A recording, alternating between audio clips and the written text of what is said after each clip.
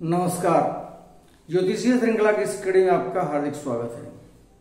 अभी हम अध्ययन कर रहे हैं कि कुंडली में ग्रहों की वो कौन सी स्थितियां बनती हैं जो जातक को वाहन इत्यादि का सुख प्रदान करती हैं। आइए इस क्रम को आगे बढ़ाते हैं और इससे संबंधित कुछ अन्य ज्योतिषीय सूत्रों का अध्ययन करते हैं। 12वां सूत्र है, यदि शुक्र चंद्रमा से सप्तमस्थ हो अथवा चतुर्थेश शुक्र के साथ लग्न में हो अथवा चतुर्थेश शुक्र के साथ होकर चतुर्थ स्थान में हो तो जातक को घोड़ा, गाड़ी, मोटर इत्यादि का प्राप्ति होती है। 3 स्थितियां बताई गई हैं इसमें ग्रहों की। शुक्र चंद्रमा से सप्तमस्थ हो, चंद्रमा जहां भी बैठा हो वहां से सप्तम भाव में शुक्र बैठा हो, या चतुर्थेश शुक्र के साथ लग्न में हो, चतुर्थ भाव का स्वामी शुक्र के साथ होकर के लग्न में बैठा हो। दूसरा कंडीशन। तीसरी स्थिति है कि चतुर्थेश शुक्र के साथ होकर के चतुर्थ स्थान में ही बैठा हो, चतुर्थ भाव का स्वामी शुक्र के साथ होकर के चतुर्थ स्थान में ही बैठा हो। ये 3 स्थितियों में से कोई भी एक स्थिति यदि कुंडली में बनती हो तो जातक को घोड़ा, गाड़ी, मोटर इत्यादि अर्थात उत्तम वाहन की प्राप्ति होती है।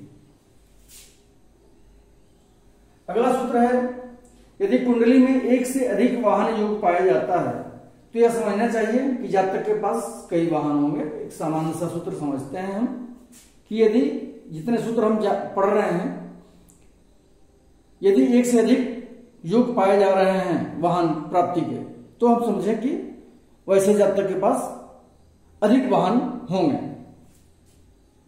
कई वाहन प्राप्त होंगे। अगला सूत्र है, यदि चतुर्थ स्थान में शुभ ग्रह हो अथवा चतुर्थ स्थान पर शुभ ग्रह की दृष्टि पड़ती हो अथवा शुक्र की दृष्टि चंद्रमा पर पड़ती हो अथवा चंद्रमा से तृतीय स्थान में शुक्र बैठा हो अथवा शुक्र से तृतीय स्थान में चंद्रमा बैठा हो तो घोड़ा, गाड़ी, मोटर इत्यादि की प्राप्ति होती है। कई स्थितियां ग्रहों की बतलाई गई है इसमें।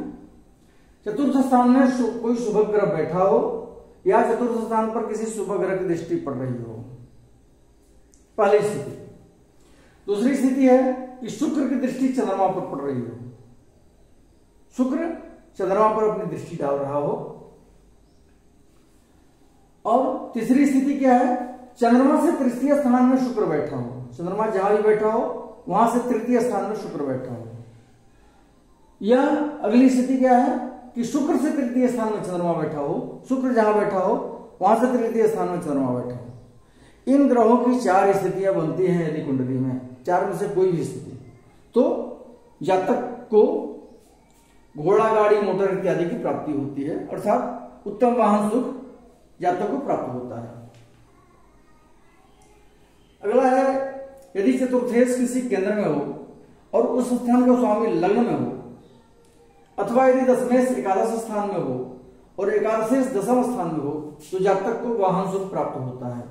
चतुर्थेश किसी केंद्र स्थान में बैठा हो, 4 में से किसी में चतुर्थेश बैठा हो और वह चतुर्थेश जिस स्थान में बैठा हो उस स्थान का स्वामी लग्न हो, चतुर्थेश केंद्र में बैठा हो और वो जहां बैठा हो उस स्थान का स्वामी लग्न में बैठा हो, एक स्थिति। दूसरी स्थिति है कि यदि दशमेश एकादश स्थान में और एकादशेश दशम स्थान में दोनों स्थान परिवर्तित करते हो तो जातक को उत्तम वाहन सुख की प्राप्ति होती है। अब इसके बारे में एकादशेश और दशमेश इन दोनों के स्थान पर कहीं कहीं किसी पुस्तक में इस सूत्र में लिखा पाया जाता है कि कामेश्वरे लाभगते के स्थान पर जो बताया गया अभी, कामेश्वरे लाभगते, कर्मेश्वरे लाभगते के स्थान पर कर्मेश्वरे लग्न गते बताया गया है, कर्म भाव का स्वामी लग्न में स्थित। तो दोनों में से कोई भी स्थिति बनती है तो उत्तम लाभ, उत्तम वाहन के सुख की प्राप्ति होती है। अगला सूत्र है, यदि चतुर्थ स्थान में शुभ राशिगत होता हुआ बुध के साथ बैठा हो और उस पर शुभ ग्रह की दृष्टि पड़ती हो उत्तम वाहन की प्राप्ति होती है। चतुर्थ भाव का स्वामी चतुर्थ भाव में ही जो चतुर्थ भाव शुभ राशि हो उसमें बुध के साथ बैठा हो और उस पर किसी शुभ ग्रह की दृष्टि पड़ रही हो तो ऐसे जातक को उत्तम वाहन सुख की प्राप्ति होती है। अगला सूत्र है, यदि चंद्रमा लग्न में चतुर्थेश के साथ हो अथवा चंद्रमा शुभ ग्रह के साथ होकर द्वितीय या चतुर्थस्थ हो अथवा चतुर्थेश लग्नेश के साथ होकर द्वितीयस्थ या चतुर्थस्थ हो अथवा चतुर्थेश लग्नेश के साथ होकर लग्नस्थ हो और साथ में चंद्रमा भी हो तो उत्तम वाहन सुख की प्राप्ति होती है जातक को। कई कंडीशंस, कई स्थितियां ग्रहों की है इसमें। पहली स्थिति है कि चंद्रमा लग्न में चतुर्थेश के साथ हो, चंद्रमा चतुर्थ भाव के स्वामी के साथ लग्न में बैठा हो। दूसरी स्थिति ग्रहों की क्या है, चंद्रमा शुभ ग्रह के साथ होकर द्वितीय या चतुर्थस्थ हो, चंद्रमा किसी शुभ ग्रह के साथ होकर के धन भाव में स्थित हो या सुख भाव में स्थित हो। तीसरी स्थिति है कि चतुर्थेश लग्नेश के साथ होकर के द्वितीय या चतुर्थस्थ हो, चतुर्थ भाव का स्वामी लग्नेश के साथ होकर के धन भाव में या तो चतुर्थ भाव में बैठा हो, या चतुर्थेश लग्नेश के साथ होकर के लग्नस्थ हो, चतुर्थ भाव का स्वामी और लग्न स्थान का स्वामी दोनों लग्न में ही हो और साथ में चंद्रमा भी उनके साथ बैठा हो, तो ऐसी स्थिति में जातक को उत्तम वाहन की प्राप्ति होती है। अगला सूत्र है, यदि चतुर्थेश लग्न में शुक्र के साथ बैठा हो तो जातक को गज वाहन का सुख प्राप्त होता है। चतुर्थ भाव का स्वामी लग्न में शुक्र के साथ बैठा हो तो ऐसे जातक को गज वाहन की प्राप्ति होती है, अर्थात अच्छा वाहन की प्राप्ति होती है। यदि केंद्र अथवा त्रिकोण में शुक्र और पूर्ण चंद्रमा हो तो जातक के पास पालकी की सवारी होती है। केंद्र में या त्रिकोण में शुक्र और पूर्ण चंद्रमा बैठे हो, मान लेते हैं शुक्र बैठे हैं त्रिकोण में और पूर्ण चंद्रमा बैठे हैं केंद्र में। पूर्ण चंद्रमा जब वहां पर बैठेंगे तो सूर्य उससे सप्तमस्थ होंगे जब पूर्ण चंद्रमा होगा, अर्थात पूर्णिमा की स्थिति होगी। तो इस स्थिति में उत्तम वाहन की प्राप्ति जातक को होती है।